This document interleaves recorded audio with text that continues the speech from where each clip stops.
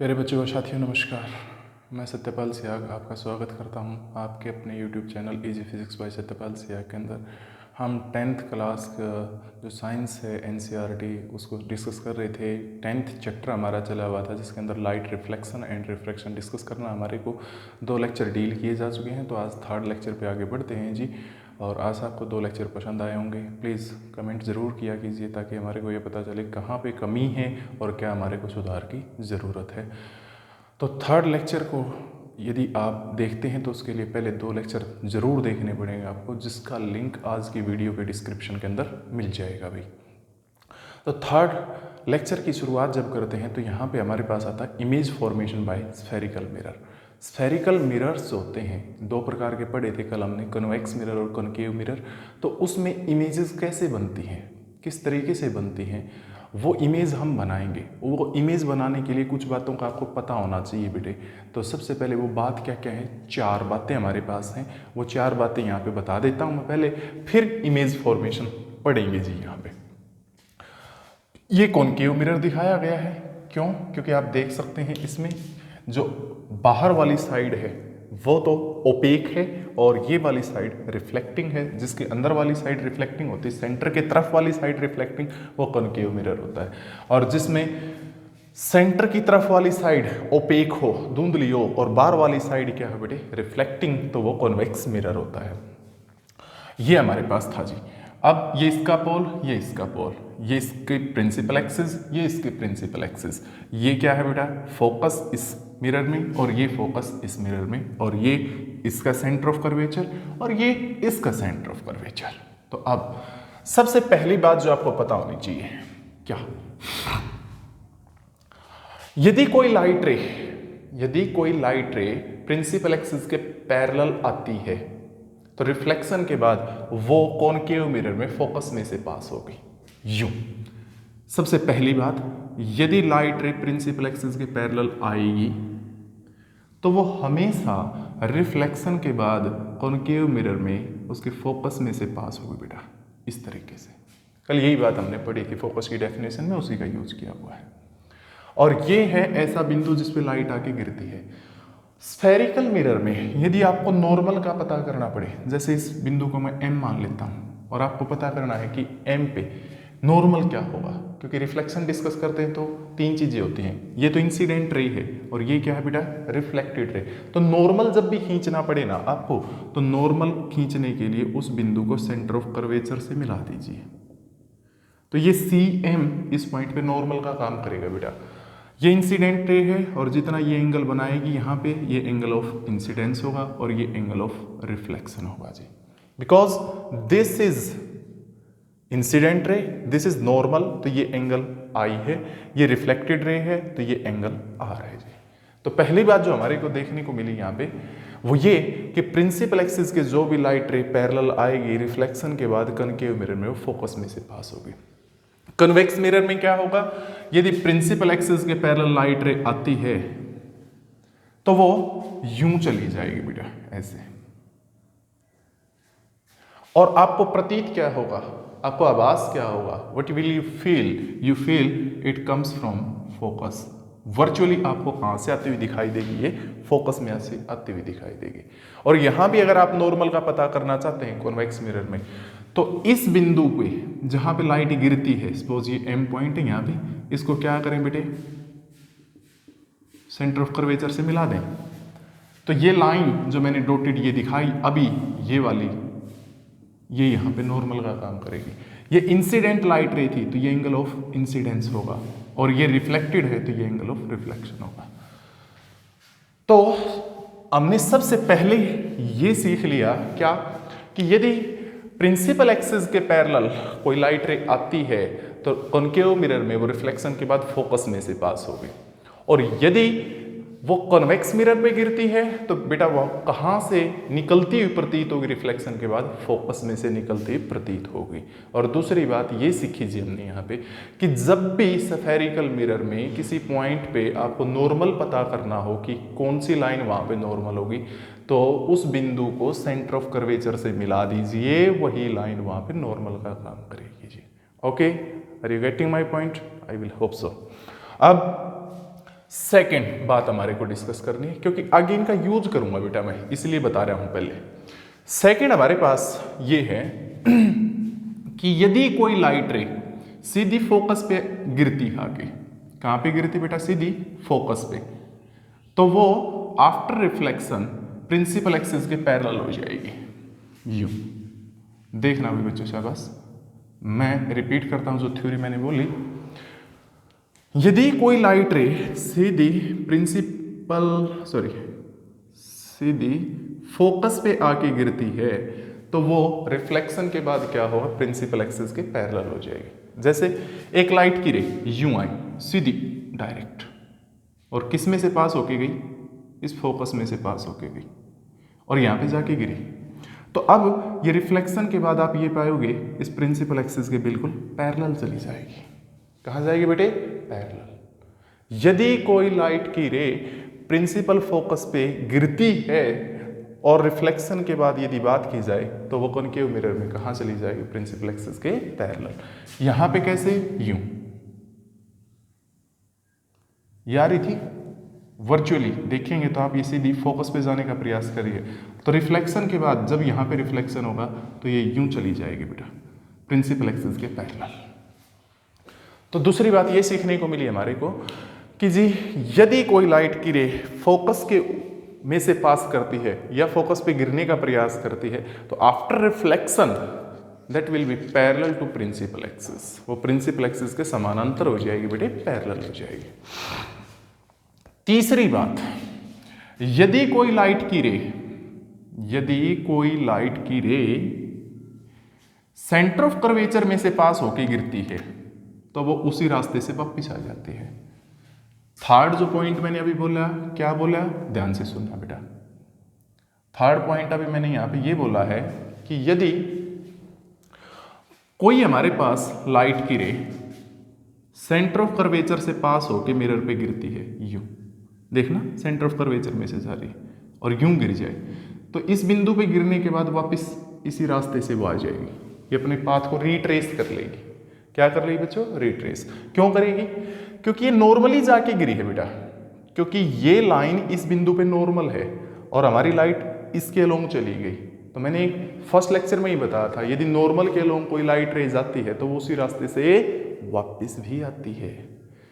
तो ये नॉर्मल के अलोंग गई थी, तो इसीलिए क्या होगी बेटे, ये इसी रास्ते से वापस आ जाएगी। बच्चों आगे बढ़ते हैं, इसमें कैसे समझें, जैसे ये लाइट की रे ये वर्चुअली सेंटर ऑफ कर्वेचर पे गिरने का प्रयास कर रही है, आगे जा नहीं रही, मैंने इसलिए वर्चुअली लिखा। तो क्या होगा बेटा, अगर यूं सेंटर ऑफ कर्वेचर पे गिरने का प्रयास करती है ऐसे, तो रिफ्लेक्शन के बाद वापस इसी रास्ते से आ जाएगी। ठीक है जी। ऐसा इंसिडेंस जो होता है उसको नॉर्मल इंसिडेंस बोलते हैं बेटा। क्या, नॉर्मल इंसिडेंस। क्या बोलते हैं बच्चों उसको साइंस में, नॉर्मल इंसिडेंस। मीन्स जब नॉर्मल के अलोंग लाइट रे गिरती है किसी पॉइंट पे, तो वो नॉर्मल इंसिडेंस बोला जाता है। और इस समय एंगल ऑफ इंसिडेंस क्या रहेगा बच्चों, 0 डिग्री। क्या रहेगा बेटे, 0 डिग्री। तो एंगल ऑफ रिफ्लेक्शन भी 0 होगा, तो उसी रास्ते से वो वापस आ जाएगी। तो नॉर्मल इंसिडेंस में कई बार पूछ लेते हैं एंगल ऑफ इंसिडेंस कितना होता है, 0 डिग्री। और रिफ्लेक्शन के बाद किस रास्ते से वापस आती है, जिससे वो गई थी उसी से वापस आएगी। तीसरा केस, चौथा सॉरी, यदि कोई लाइट की रे पोल पे डायरेक्ट जाके गिरे यूं ऐसे, तो वो रिफ्लेक्शन के बाद यूं चली जाएगी। ये इंसिडेंस जो होगा वो ओब्लिक इंसिडेंस बोला जाता है। क्या बोलते बेटा, ओब्लिक इंसिडेंस बोलते हैं उसको। ओब्लिक इंसिडेंस का मतलब ये है कि एंगल ऑफ इंसिडेंस 0 डिग्री नहीं होना चाहिए, नॉट इक्वल टू 0। यदि वो 0 डिग्री है तो नॉर्मल इंसिडेंस। इसके अलावा कोई और हो, कुछ भी हो, चाहे कुछ भी, 1 डिग्री 2 डिग्री 3 डिग्री कितना ही भी हो 90 तक, तो वो क्या बोला जाता है बेटे, ओब्लिक इंसिडेंस। यहां पे आप देखेंगे तो ये लाइट गिराई थी हमने, इंसिडेंट, ये यहाँ पे नॉर्मल का काम करता है, तो ये एंगल ऑफ इंसिडेंस है, तो ये एंगल ऑफ रिफ्लेक्शन, और आप देख सकते हैं ये 0 नहीं है, तो ये ओब्लिक इंसिडेंस होगा। तो अगर ऐसे गिरती है पोल पे आके, रिफ्लेक्शन के बाद यूं चली जाएगी। इसमें भी सेम सिचुएशन, अगर पोल पे आके यूं गिरती है तो रिफ्लेक्शन के बाद वो यूं चली जाएगी, इस तरीके से कि ये एंगल और ये एंगल क्या मिलेंगे बेटे, बराबर। बिकॉज ये एंगल ऑफ इंसिडेंस है और ये एंगल ऑफ रिफ्लेक्शन है। तो अब यहां पे हम जो ऑब्जेक्ट लेके चलेंगे, ऑब्जेक्ट जो लिया जाता है ऑप्टिक्स के अंदर, पोल से उसकी दूरी मापते हैं, क्योंकि कल साइन कन्वेंशन दिए गए थे। साइन कन्वेंशन में आपको ये बताया था जितना भी डिस्टेंस मेजर करते हैं पोल से मेजर करते हैं। तो जो ऑब्जेक्ट की डिस्टेंस होगी, ऑब्जेक्ट डिस्टेंस, उसको हमेशा u से लिखेंगे बेटा। सपोज यहां पे रख दिया मैंने कोई वस्तु, कोई ऑब्जेक्ट, तो पोल से उसकी दूरी को u से डिनोट करेंगे। फिर जो इमेज बनेगी, इमेज बनेगी उसकी मिरर के अंदर, उसकी डिस्टेंस भी पोल से ही मेजर की जाएगी, जिसको हमेशा b से लिखेंगे। और फिर एक तीसरी चीज होती फोकल लेंथ, वो क्या थी, पोल और फोकस के बीच की दूरी, जिसको लिखेंगे बेटे स्मॉल f से। ये तीन बातें जरूर पता होनी चाहिए इमेज फॉर्मेशन के लिए, कि ऑब्जेक्ट की डिस्टेंस किससे लिखी जाती है, u से। मापते कहां से हैं, पोल से। इमेज की डिस्टेंस किससे लिखते हैं, v से, स्मॉल v से। मापते कहां से हैं, पोल से। और फोकल लेंथ को डिनोट किया जाता है स्मॉल f से। मेजर कहां से करते हैं उसको भी पोल से। अब यहां पे एक टेबल बनाएंगे, कॉनकेव मिरर के अंदर इमेज फॉर्मेशन कैसे होती है, साथ में रे डायग्राम चलेंगे। तो देखना बेटा अपने पास आ जाइए जी, मेरी हेल्प कीजिए आप बेटे, चलते हैं शहबाज। तो प्यारे बच्चों, अब हम पढ़ते हैं image formation by concave mirror, कि हम बेसिक सीख लिया कि किस तरीके से लाइट रेज रिफ्लेक्ट होती हैं कन्वेक्स मिरर और कनकेव मिरर के अंदर जब वो डिफरेंट पोजीशंस के ऊपर आके गिरती हैं। तो यहाँ पे एक टेबल बनेगी बेटे, बहुत ही इंपॉर्टेंट है आपके knowledge point of view, board point of view, paper point of view, competitive point of view, सभी नजरिए से बहुत ज़्यादा इंपॉर्टेंट रहेगी। तो इसके अंदर सबसे पहले हम पोजीशन ऑफ ऑब्जेक्ट, की ऑब्जेक्ट कहाँ रखा हुआ है, उसके बाद पोजीशन ऑफ इमेज, कहाँ पे उसकी इमेज बनेगी, साइज ऑफ इमेज, ऑब्जेक्ट से छोटा होगा, बराबर होगा या बड़ा होगा, ये बताएंगे। और साथ में बताएंगे नेचर ऑफ इमेज, कि भाई वो कैसी बनती है, रियल बनती है या वर्चुअल बनती है, वास्तविक होती है या काल्पनिक होती है, उल्टी बनती है या सीधी बनती है, इन्वर्टेड होती है या फिर इरेक्ट होती है। ये बात इस कॉलम में बताई जाएगी। तो सबसे पहले मैंने यहां पे लिया है ऑब्जेक्ट, कहां पे, इन्फिनिटी पे। इन्फिनिटी होता है अनंत, अनंत, अनंत दूरी जिसको बोल सकते हैं आप यहां पे, कि जैसे ये मिरर है और मिरर से अनंत दूरी के ऊपर एक वस्तु रखी गई है, तो बेटे कहां पे उसकी इमेज बनेगी। तो यहां पे रे डायग्राम बनाएंगे सबसे पहले आप, उससे सारी की सारी आपको उसके बारे में इंफॉर्मेशन मिल जाएगी। सबसे पहला हम कॉनकेव मिरर को डिस्कस कर रहे हैं, तो एक कॉनकेव मिरर ले लीजिए, ये ले लिया प्यारे बच्चों कॉनकेव मिरर। ये कॉनकेव है क्योंकि इसकी बाहर की साइड क्या है बेटे, ओपेक, और जो अंदर की साइड है वो रिफ्लेक्टिंग है। ये इसके प्रिंसिपल एक्सिस ले लेते हैं, ये पोल है प्यारे बच्चों इसका, ये फोकस है जी, और ये सेंटर ऑफ कर्वेचर है। ऑब्जेक्ट अनंत दूरी पे है, अनंत दूरी पे, तो मान लेता हूं जी यहां पे है वो, इसको बहुत आगे बढ़ा दिया मैंने, यहां पे वो ऑब्जेक्ट रखा हुआ है, क्या है बेटे वो, ए बी, नाम रख दिया उसका ए बी, ठीक है जी। तो अब ए बी ऑब्जेक्ट है, ए बी ऑब्जेक्ट, तो यहां पे आप कैसे करेंगे, ऑब्जेक्ट ए बी पे है तो कैसे करेंगे, एक लाइट की रे आप क्या करना बेटा, प्रिंसिपल एक्सिस के पैरेलल लेके चलना, क्योंकि ऑब्जेक्ट जो है वो इन्फिनिटी पे, तो सारी की सारी लाइट रेज क्या आएंगी, प्रिंसिपल एक्सिस के पैरेलल ही आएंगी जी। कहाँ पे, प्रिंसिपल एक्सिस के पैरेलल। एक ये ले ली, एक और भी ले सकते हैं आप, सपोज ये, और कोई नहीं होगी लाइट की रे, क्योंकि सारी की सारी प्रिंसिपल एक्सिस के पैरेलल आएंगे। पैरेलल आई ये रिफ्लेक्शन के बाद कहाँ से पास होगी, फोकस में से, ये भी कहाँ से पास होंगे बेटा, फोकस में से।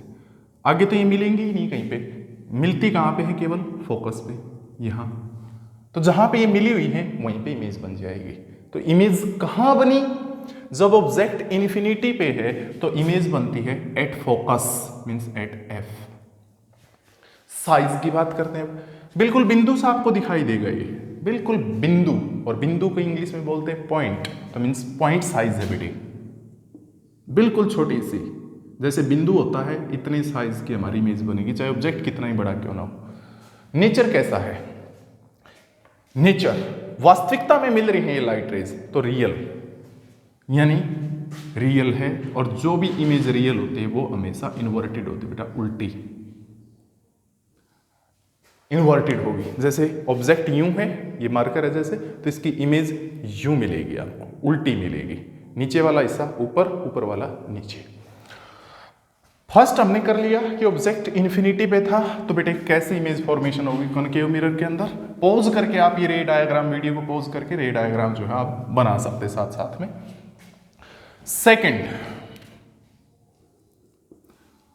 सेकंड हमारे पास बियॉन्ड सी। बियॉन्ड सी का मतलब है सेंटर ऑफ कर्वेचर से इस तरफ, थोड़ी इस तरफ। जैसे ये कॉनकेव मिरर ले लिया,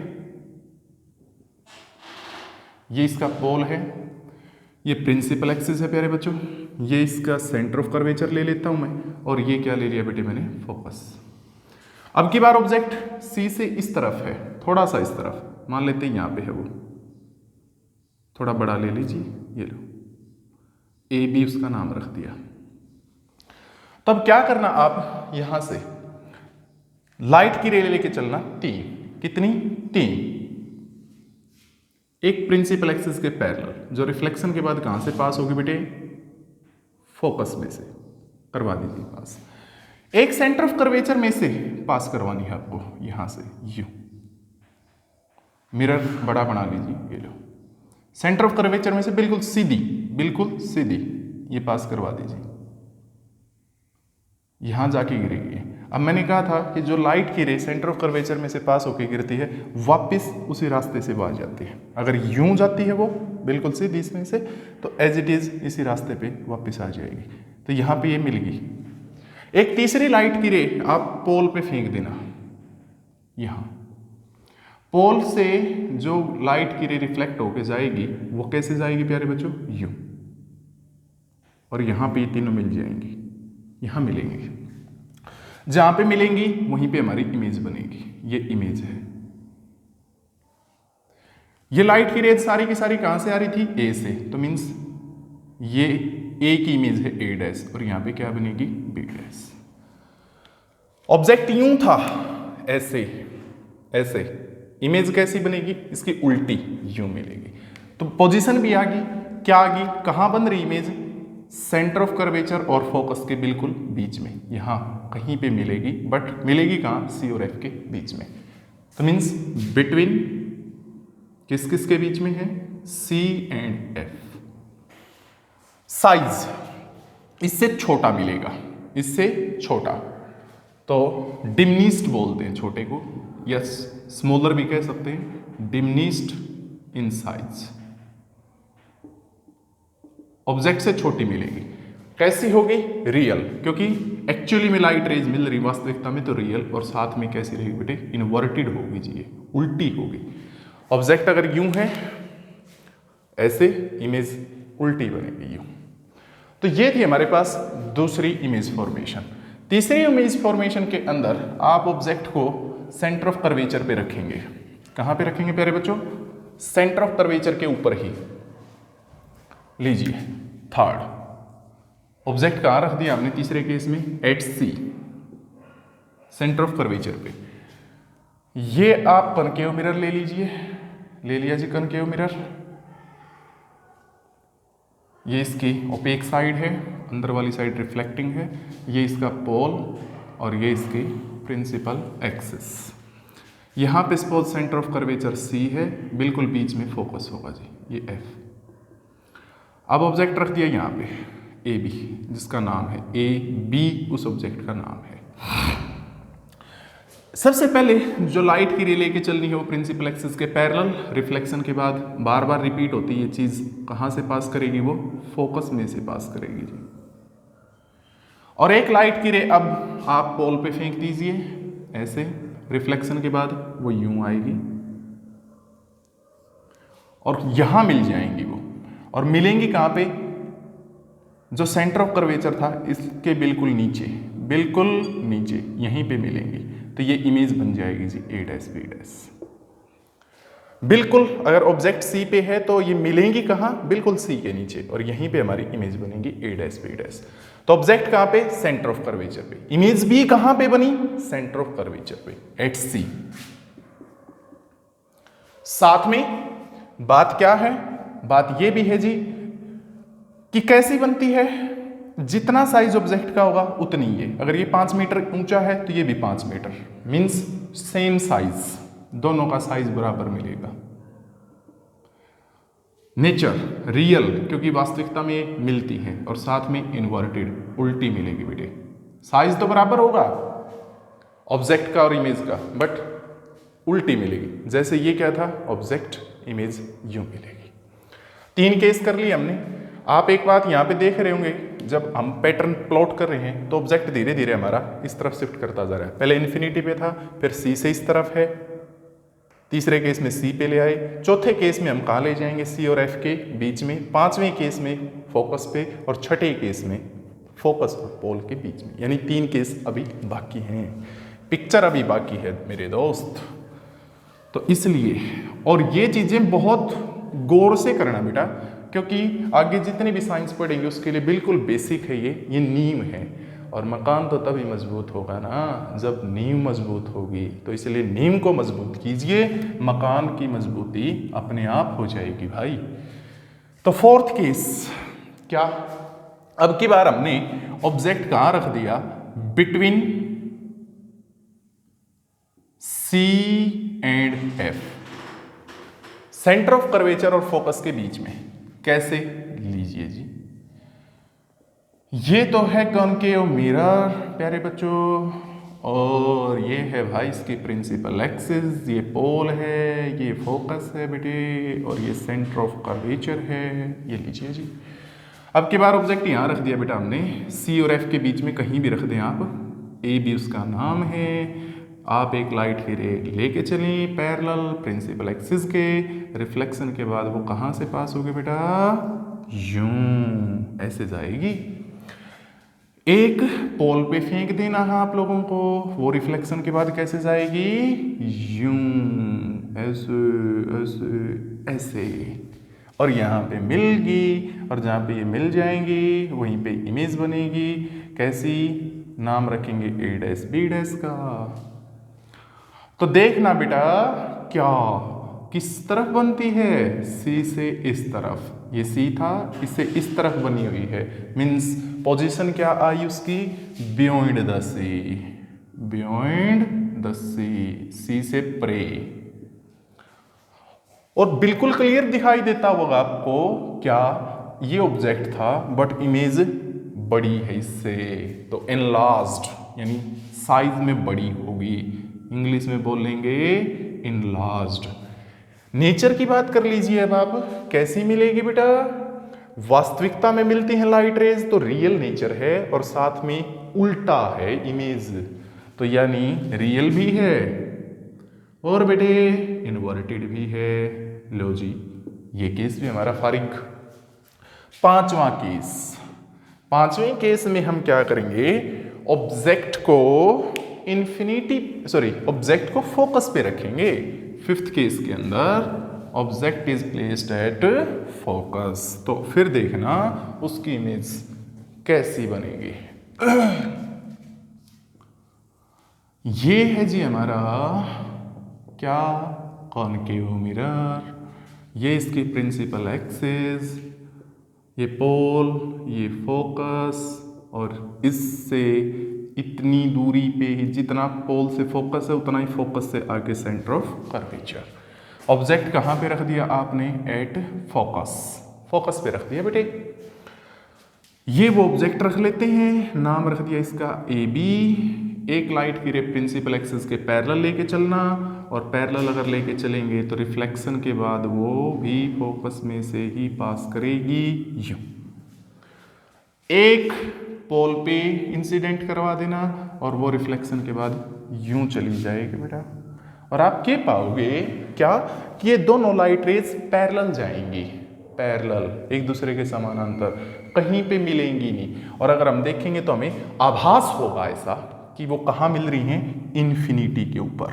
कहाँ मिलेंगी बेटे, इन्फिनिटी पे हमें मिलती हुई दिखाई देंगी। तो इसलिए जो इमेज की पोजीशन है वो कहाँ है, एट इन्फिनिटी, अनंत पे, और बहुत बड़ी होगी, ऑब्जेक्ट से बहुत बड़ी, वेरी लार्ज इन साइज। और साथ में ये मिलेंगी, आगे मिलेंगी एक्चुअली मिलेंगी तो रियल इमेज, और जो रियल इमेज होती है वो हमेशा उल्टी होती है बेटे। तो ये था जी पांचवा केस। छठा और फाइनल केस हमारे पास कनकेव मिरर का, वो देखते हैं अभी। अब की बार हम क्या करेंगे, अब की बार कनकेव मिरर के अंदर ऑब्जेक्ट को फोकस और पोल के बीच में रखेंगे। सिक्स्थ केस में between pole and focus, between P and F, P और एफ के बीच में। सिक्स्थ केस जो कि लास्ट है इसका।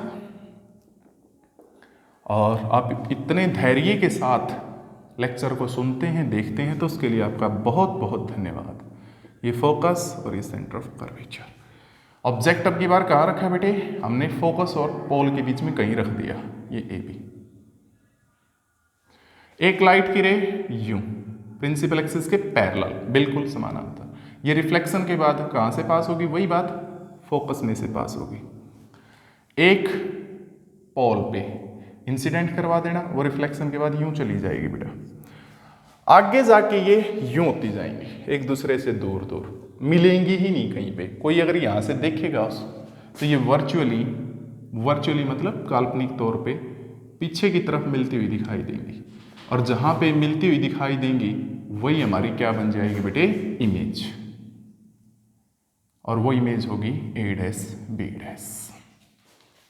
आगे नहीं मिलेंगी, ये आगे नहीं मिलेंगी तो वर्चुअली में काल्पनिकता पे ये काल्पनिक तौर से पीछे मिलती हुई दिखाई देंगी, जहाँ पे मिलेंगी वहीं इमेज बनेगी। तो इमेज कहाँ बनी, ये मिरर से फ्रंट साइड और ये back side, means behind the mirror, behind the mirror, mirror से पीछे, ये मिरर से आगे की साइड, इससे पीछे। साथ में ये ऑब्जेक्ट इतने साइज का है बट इमेज बड़ी है, तो हम लिखेंगे एनलार्ज्ड, यानी बड़े साइज की है जी।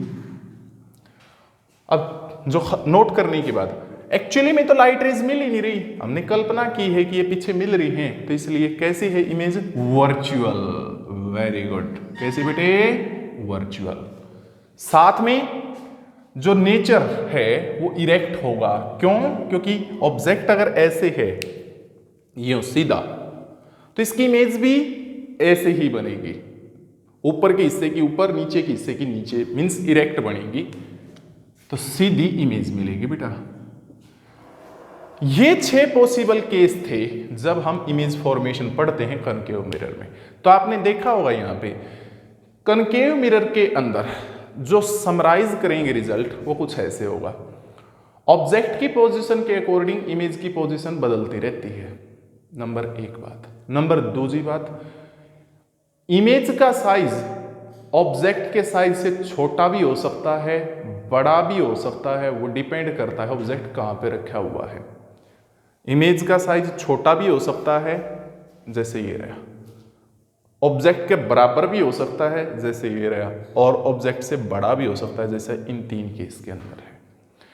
तीसरी बात, इमेज जो बनती है वो रियल भी बन सकती है, वर्चुअल भी बन सकती है, देख सकते। इन 5 केसेस में रियल और इन्वर्टेड है, और छठे केस में क्या है बेटा, वर्चुअल और इरेक्ट है। तो कनकेव मिरर के अंदर क्या खासियत होती है, इमेज का साइज ऑब्जेक्ट के बराबर भी, उससे छोटा भी या बड़ा भी, तीनों पॉसिबल केस हैं। साथ में इमेज रियल भी बन सकती है, वर्चुअल भी बन सकती है, सीधी भी बन सकती है, उल्टी भी बन सकती है, वो डिपेंड करता है कि आपने ऑब्जेक्ट को कहाँ रखा हुआ है। अब पढ़ते हैं जी image formation in convex mirror. किसमें बेटे, कॉन्वेक्स मिरर के अंदर। कॉन्वेक्स मिरर में तो केवल 2 ही केस है, कॉन्वेक्स मिरर में केवल 2 ही केस है बेटा हमारे पास। अब वो देख लेते हैं। तो अब हम इमेज फॉर्मेशन पढ़ते हैं प्यारे बच्चों कॉन्वेक्स मिरर की। कॉन्वेक्स मिरर में केवल 2 ही केस पॉसिबल हैं, तो वो देखिए कौन कौन से पॉसिबल हैं। सबसे पहला कि पोजीशन जो ऑब्जेक्ट की वो इन्फिनिटी के ऊपर है, अनंत दूरी पे है, ठीक है जी।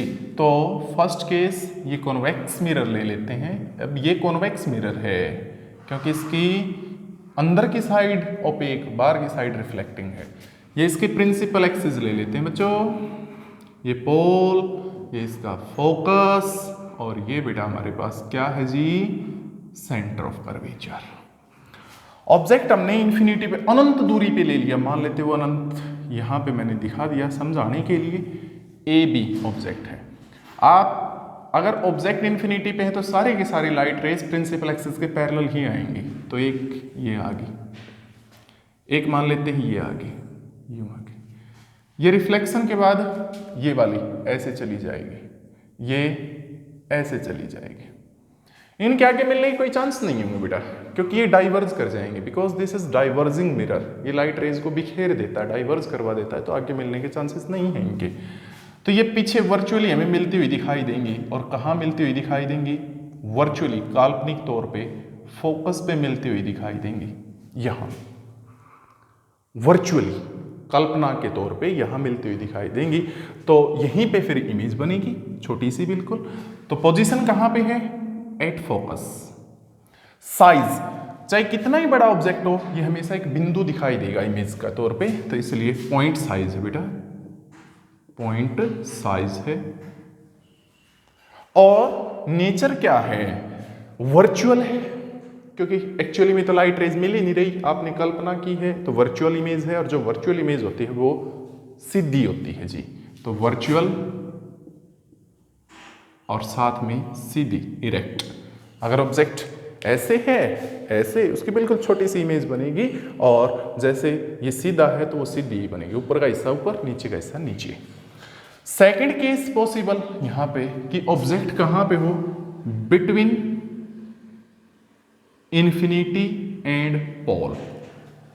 ये पोल और इन्फिनिटी, इनके बीच में चाहे कहीं भी हो, चाहे किसी भी पोजीशन पे हो, मान लेते हैं यहां पे होगा, तो फिर इमेज फॉर्मेशन कैसे होगी?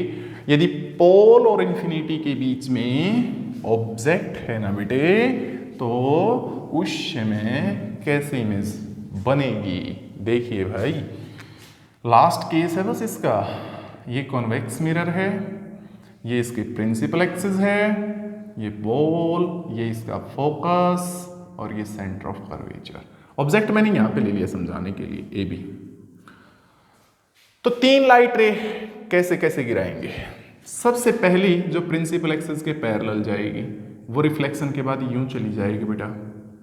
वर्चुअली आप देखेंगे तो ये फोकस से आती हुई दिखाई देगी।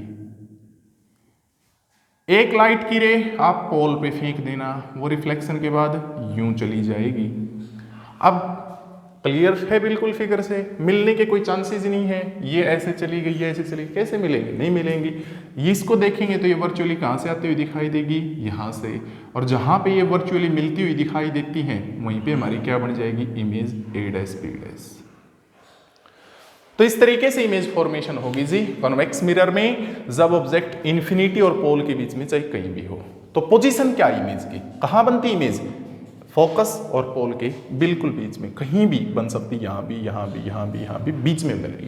तो मीन्स क्या पोजीशन है उसकी? Between P and F, P and F। Size, object इतना बड़ा था लेकिन इमेज तो इतनी सी बनती है, यानी उससे छोटी बनेगी, डिमिनिस्ड जिसको बोलेंगे हम, डिमिनिस्ड, छोटे साइज की। साथ में वर्चुअल इमेज है, क्योंकि एक्चुअली में लाइट रेज नहीं मिल रही, आपको आभास होता है, तो इसलिए वर्चुअल। और जो वर्चुअल इमेज होती है वो कैसी होती है बेटे? इरेक्ट, सीधी होगी जी। तो ये दो पॉसिबल केस हैं जी बस कॉन्वेक्स मिरर में। तो अब इसको समराइज करते हैं। क्या? यदि ऑब्जेक्ट हमारा इन्फिनिटी पे है तो पोजीशन कहाँ होगी इमेज की? फोकस पे। साइज क्या रहेगा? Point size. और नेचर वर्चुअल और इरेक्ट। यदि पोल और इन्फिनिटी के बीच में कहीं भी हो तो इमेज बनेगी पी और एफ के बीच में।